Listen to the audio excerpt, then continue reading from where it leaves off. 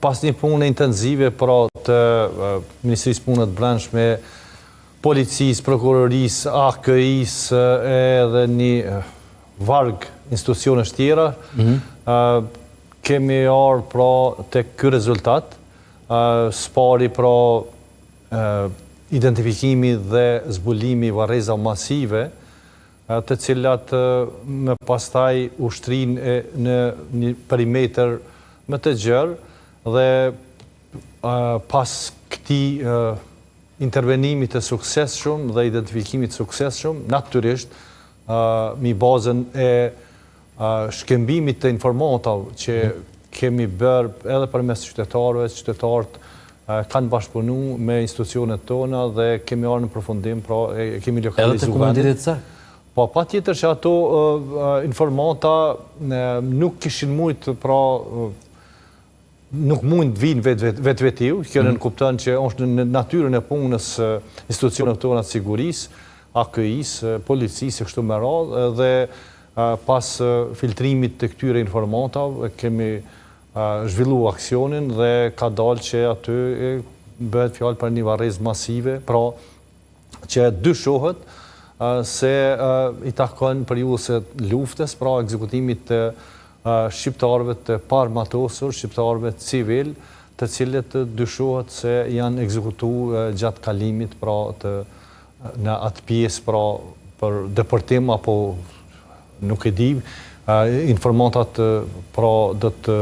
kompletohen dhe ta shpresmi edhe rezultatet besoj jo shumë gjatë nuk do të marrin kohë edhe analizat që do të dalin nga forenzika, nga Instituti i Mjekësisë Ligjore, që do të kryejnë analizat e nevojshme të ADN-s, të balistikës, kështu me radhë, pra të gjitha ato që kërkohen për identifikimin e saktë të atyre mbetje mortore, në mënyrë që pastaj të bëhen edhe krahasimet me mostrat që janë marrë të familjarëve që dyshohet se i takojnë pra këtij grupi të intelektualëve siç edhe është dyshuar në fillim,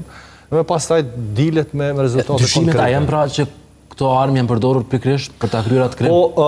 Po ekziston dyshimi bazum që një numër i tyre armëve është përdorur pra në ekzekutimin e këtyre viktimave civile, shqiptar pra të zhdukur me dhunë,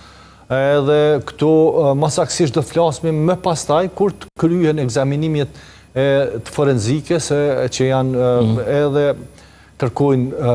pak më shumë kohë, por që përfundimisht do të vërtetojnë në mënyrë të saktë se a janë përdor pra në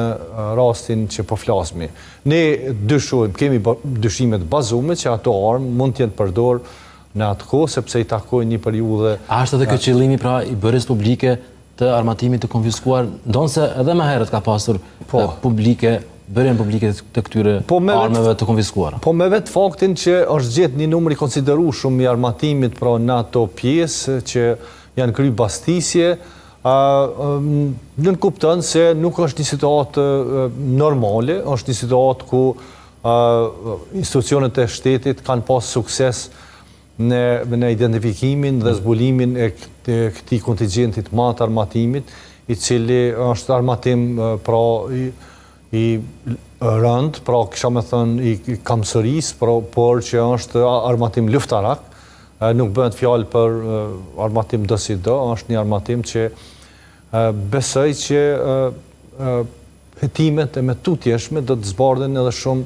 gjërat e tjera të cilat opinioni publik do të njoftojnë.